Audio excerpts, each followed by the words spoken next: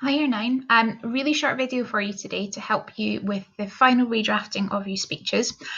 Even if you feel really confident, I want everyone to watch this video all the way through because it might just give you a couple of reminders of things that you might have forgotten, and it could end up being something that really helps your speech.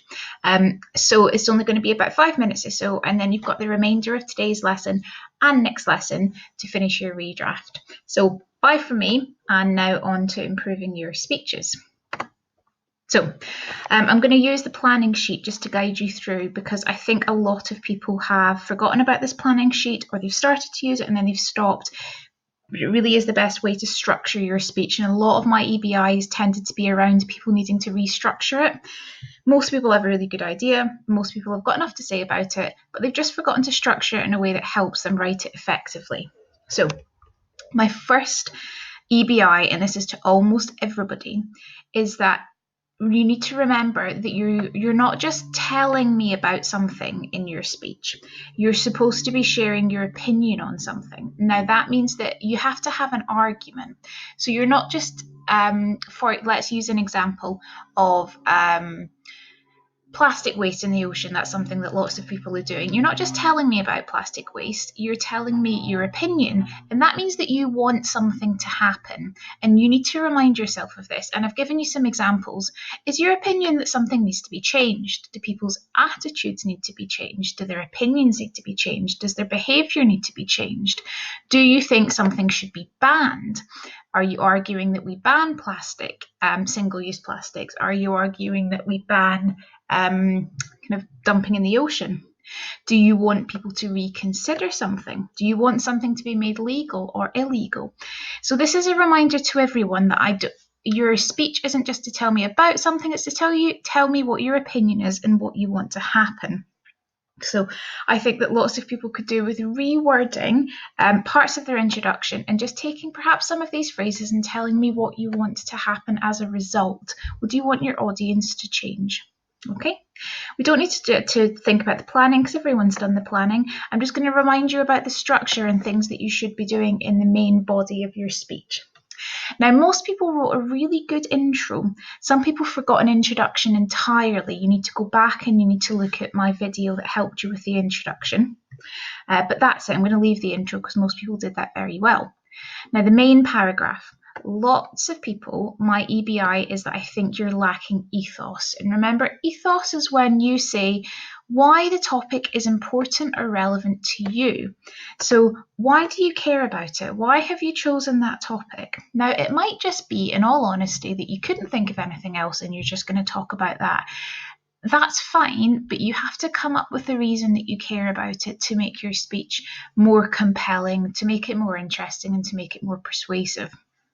So use these sentence starters. Firstly, I feel strongly about, let's say, plastic waste in the ocean because. So give me a reason that it affects you. You might say that you've had first-hand experience of your topic. You might be talking about gaming and you might be a really passionate gamer. You might be talking about racism at football matches and you might be saying, actually, I've experienced this and it's really difficult. So as I said, lots of people need more ethos. If you haven't got any ethos in your opening paragraph, then put it in here. But you could include it in the other paragraphs as well. Just think, why am I talking about this topic? Why do I care? Okay. Now, the logos paragraph was done really well by most people. I could see that people had done the research and they had facts and statistics. I did encourage a couple of people to do a bit more of that, so another 15 minutes or so on Google to get a couple of extra facts. And again, use that sentence starter. Recent research shows. If you're not sure how else to begin that paragraph, then tell me about it. Now, on your next paragraph, the quote from an expert. Most people had a quote, but lots of people forgot about this tip here, the persuasive devices. So this is a really good place, once you've put your quote, to comment on it by using one of these techniques, i.e. listing or tripling. So for example, you might say that experts tell us that plastic waste in the ocean is a problem. Somebody said that, and then you'd have a quote about the amount of plastic waste in the ocean. Now, to react to that, you might use a list. You might write something like, this is shocking. terrible, and appalling. Now, those aren't necessarily the best adjectives, but they show that you're reacting to the expert quote and they tick off the box of using that persuasive technique. So just remember that on this plan, as well as telling you what the topic of your paragraph should be, it also gives you hints about using the different persuasive devices. Okay, and in the next paragraph, now it seemed to me, now some people aren't doing a counter argument and that's okay, but the vast majority of you should and can be doing one. And this is a good place to put it. And I have given this as an EBI to some people.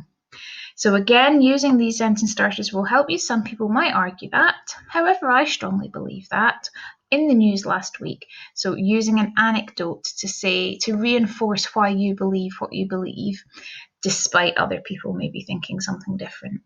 Okay, now the final paragraph or the conclusion, this did need quite a bit of work by a lot of people, and I think perhaps people just ran out of time. So remember that your conclusion needs to have pathos in it. Pathos is when you make the audience feel emotional about your topic. So here are some suggestions of what you put in. You might put in personal pronouns or imperatives or emotive language so that you leave your audience feeling something.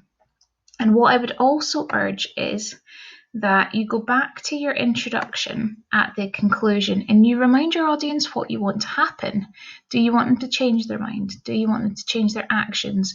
Do you want people to protest for something to be made legal? Do you want them to protest for something to be made illegal? What is the point of your speech? And I'm just going to put that in at the end there. Remind the audience of the point of your speech. What were you trying to achieve? And that will help give your speech an overall structure. Okay, so that is my advice and my tips on how to redraft your speech, some important things to think about. This video is also going to just spend a minute now helping you with Wednesday's lesson. So on Wednesday's lesson, when you've submitted your final draft, you're going to turn your speech into notes, because you'll need notes for when you present it in year 10. Oops, didn't mean to do that. So this is just a pretty straightforward, hopefully common sense bit of advice on how to make good note cards for your speech. So I've got an example of what a good one looks like and an example of what a bad one looks like. So imagine you've got a little note card here. If you don't have note cards at home, that's fine. Just do it on some A4 paper. You could cut that up into to 2 or into 4 and use those as your note cards for just now. And then at some point in year 10, when you're coming up to this, you might want to rewrite them. But for now, you could just use paper. So here are my tips. Make sure each card has a heading, ideally reminding you what paragraph it's in, so that if you get them in the wrong order, you can really easily put them back in. Remind yourself of what the point of that paragraph is. So I've said this is my paragraph 2 and this is my facts and statistics paragraph. Use bullet points to make it really clear when you're looking up and down from your card to your audience what bit you're on. And here's some suggestions of what you might want to do. Use a really clear font, really neat handwriting, because some people do actually struggle to read their own handwriting. And if you're standing up front of the class and you're looking down at your card and you can't read your writing, it's going to make you panic. So make sure it's your best writing. And you can do things like remind yourself of the opening words of the paragraph. If you're going for a distinction particularly and you're going to try to learn lots of your speech, this is a really good thing to do. Just remind you of how to get started, and then that should kick you into remembering what you've learned. And you should be able to read the rest of it, or you should be able to say the rest of it from memory.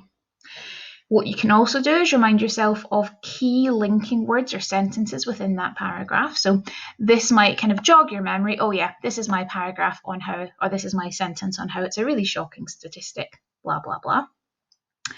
And here's a suggestion. If you're very nervous about forgetting parts of your speech, which lots of people are, you could take sections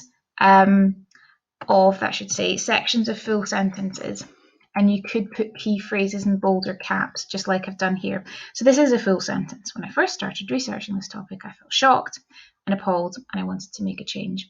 And then you've got the full sentence there in case you totally blank, but you've also got those key bits that you could just look at if you're feeling confident, and you can kind of ignore the rest of the sentence, but you've got it there as a bit of a backup in case you forget.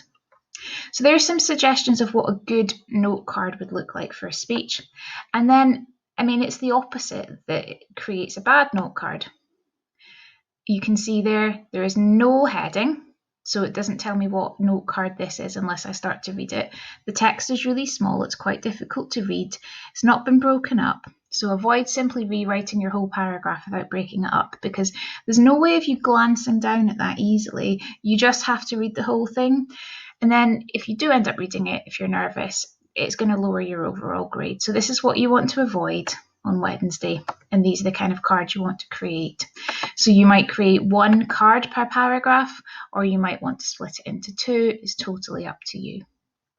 Okay, so for today's lesson and tomorrow's lesson, you're doing your final redraft, just reminding yourself of some of these points here. And then on Wednesday, going to turn it into cards. Okay, make sure you message me if you're stuck, and I hope that was helpful. Good luck.